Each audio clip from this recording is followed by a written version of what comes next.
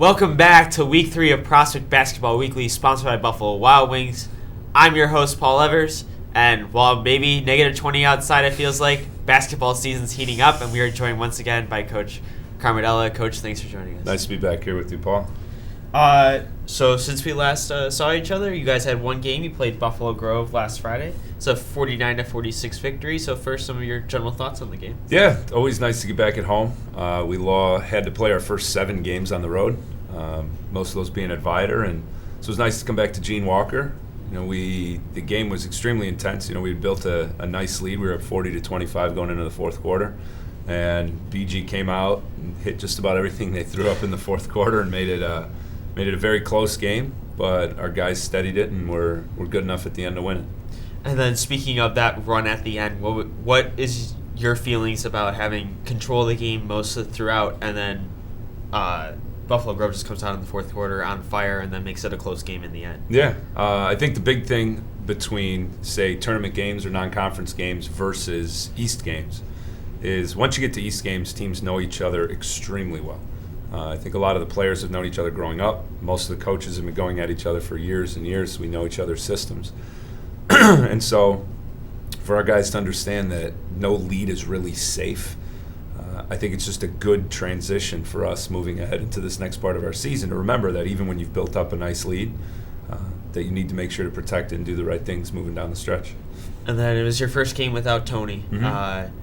Since we found out about the broken bone in the foot in the East. How do you guys feel you guys adjusted with that? You never want anything like that to happen to any player. But with Tone, Tone was one of our captains. He's put in a ton of work and has dealt with injuries and, different setbacks throughout his career here at Prospect. And I think first and foremost, he's handling it in a more mature way than I think I would if I was a high schooler. But secondly, he's been in, every practice yelling at guys. And as I said at the beginning of the season, I thought we had, more than 5 starters, with Grant Whitebloom and Grant Zelmer being able to step right in. And then we have other seniors with Jonathan Raup and Mark Gray and Tim Lussenhops come in and played a really nice role for us. Guys are ready and they're stepping up. And speaking of Tim, I think he was a little bit of an unknown heading into the season by the Prospect community. How do you feel he's played to start the season? It's been great. He's coming into a very experienced, tight-knit senior group, and it seems like he's just put his head down and really focused in on learning the offense, learning the defense. And he's really got a nice basketball sense about him. It's some of those things you can't teach, some of the intangibles of just knowing pacing and spacing. He's done a really nice job. And then heading into the season, I think there was a lot of hype around the community and just overall about this team, just probably being able to go into the gym, blow out most of the teams in the East. Yeah. So far, you've had a very close game against Hershey, very close game against Buffalo Grove. Do you think there was a little too much hype? Do you guys think you haven't played up to expectations, or do you think the East is just better than anyone gave the East credit for before the season? Yeah, I think the hype is all for the people outside of the locker room, and for the people inside the locker room, you handle it one game at a time. And I think that's what's great about sports is you've got multiple, people and multiple groups influencing your team, and it's about controlling what you can control. And like we said, our guys know it. We haven't shot the ball that well yet. We're not getting to the free throw line as much. And defensively, our rotations can be quicker. We've had an absolute great week of practice. We've gone very hard the last few days. And, when it comes into expectations, every team deals with them, whether they're low or they're high. And so we'll continue to look one game at a time, and hopefully our guys just focus on what they can control. All right. Thank you, Coach. We'll bring you back to talk about the Rolling Meadows game. Sounds good. Next up is player guest Grant Whitebloom. Now we are back with Prospect Basketball Weekly. I'm Jack Ankeny, joined by prospect guard Grant Whitebloom. Grant, it's good to have you. Thanks for having me. It's good to be here. All right, so Grant, first off, how do you, define your role on the team? I'm definitely not one of the main scorers on the team, I guess you could say. But I take pride in my defense, and I take pride in doing the little things and hustling all over the court and doing whatever I can and whatever it takes to help my team win, whether that's scoring or playing good defense, shutting down the other team's good guards, whatever it takes. Okay. So you guys have an important matchup against Rolling Meadows on Friday. So what have you guys been doing in practice to kind of prepare for that? Well, last week after our Buffalo Grove game, we kind of, while we won the game, we didn't really feel like we played our best down the stretch, letting them get back into the game, and we were up 15, I think, at one point, and only ended up winning by 3. That was definitely frustrating for us that we weren't able to close the game out on a stronger note. So this week in practice, we've really just been making a note of working hard and hustling and giving it our all 100% of the time. So we've been doing drills that involve a lot of competing, and we've been working on taking charges and diving on the floor for loose balls and that sort of thing, just so that we can have more of an edge when we get into Rolling Meadows tomorrow. All right, so then you guys have a pretty quick turnaround against Stevenson on Saturday. I know you talked a lot. You kind of say you pride yourself on your defense. How would you say you guys are kind of trying to prepare for Justin Smith on Stevenson? He's obviously a great talent, ranked in the country. It's going to be a team effort to defend him for sure. Last year, he had a great game against us. He pretty much won the game for his team, but it's important to realize while he is a great player, they have other great players too. They're a great team. They're undefeated as of now, I think. So obviously we don't want to look too far ahead past Meadows, but in terms of stopping him and Stevenson, it's definitely going to be a team effort offensively and defensively. Okay, so now looking ahead to the Christmas season, you guys are in the Wheeling Hardwood Classic again, so what are your kind of expectations for that? Yeah, we play Naperville Central the first game. Don't know too much about them, but Naperville Central is always pretty strong athletically, and I think that if we play the way we know we are capable of playing, I think we can definitely make a run at the tournament. Just got to take it one game at a time and focus at the task at hand. So I don't think we're setting too high expectations, but we know that we're capable of possibly making a run. Okay, so you guys are currently 1-1 in the East, and you have an important matchup tomorrow against Rolling Meadows. What would you say it will take for you guys to win the East? To win the East, I think kind of the same mentality that we're going to go into the Hardwood with, take it one game at a time. Obviously losing to Hersey the first game didn't help our goal of winning the East, but it's definitely still a very realistic possibility. So if we play our best basketball down the stretch and some things go our way, I'm confident that we're going to be able to get it done and win the East. Okay, so being a senior, it's your second year on the varsity team. How would you say you want to finish off your career as a prospect basketball player? I think that there's definitely a lot of expectations going into the season for this team. So I think that going out, it would definitely be cool to win some hardware, whether it's the conference, the East, or a regional or a sectional. We have our sights high, but we know that we haven't really been playing our best basketball yet, and we want to be playing our best basketball towards the end of the year when it really counts. Okay, thanks, Grant. Good luck in your games the next couple days, and now we will be joined by special guest Coach Garms. Thank you. Now we are joined by freshman Coach Garms. So, Coach Garms, it's good to have you. Thanks for having me. All right, so how would you say the freshman season has started off so far? So far, we're off to a good start.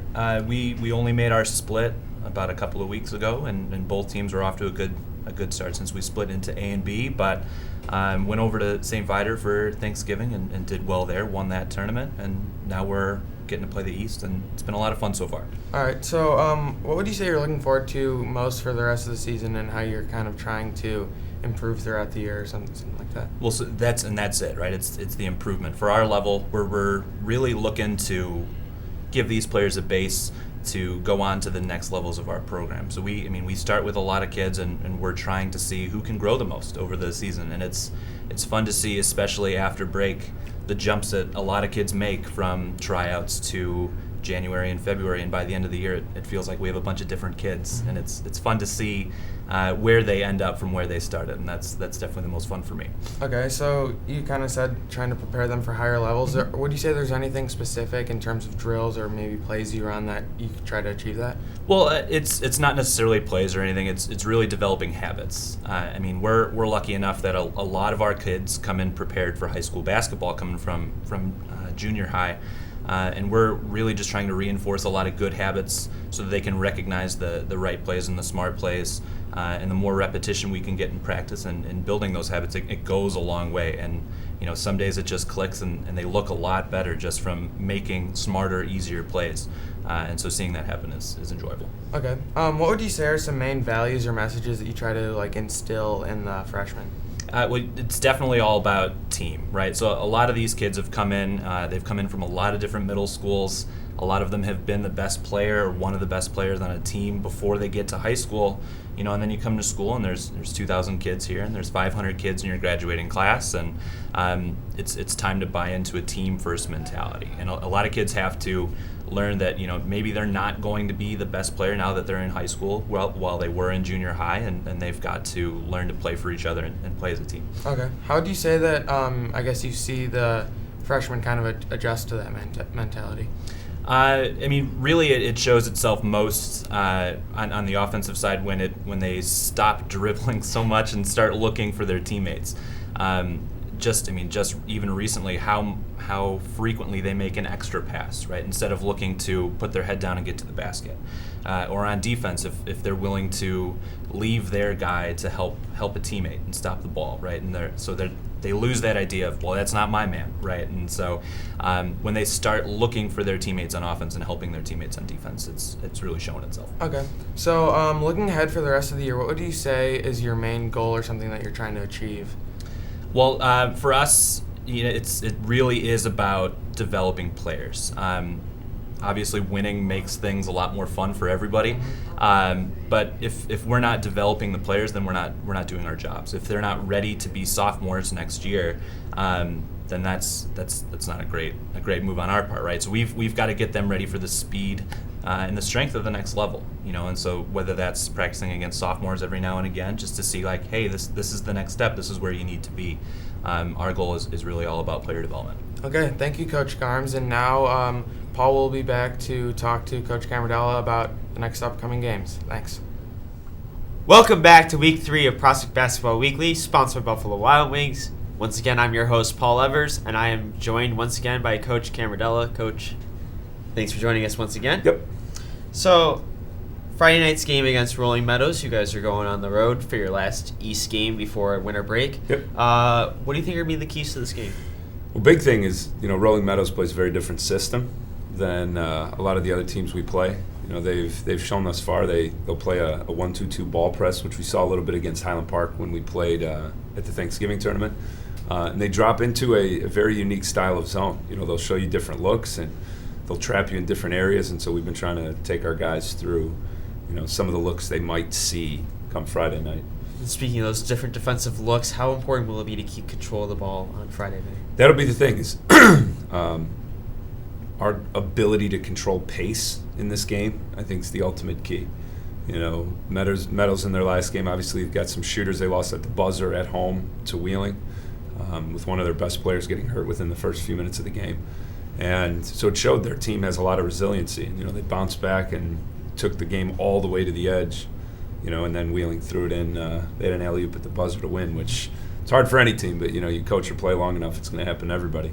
And so I see that they're getting another home game here, and we've got to go in and, like I said, I hope we set tempo very quickly with both the defense and the offense, and we'll see how it turns out. How important is it to get that first road win in the East? The road win in the East is again, it's a really good thing to look at. I think for us, again, it's one at a time. We want to get back above 500, put ourselves in a good position at 2-1.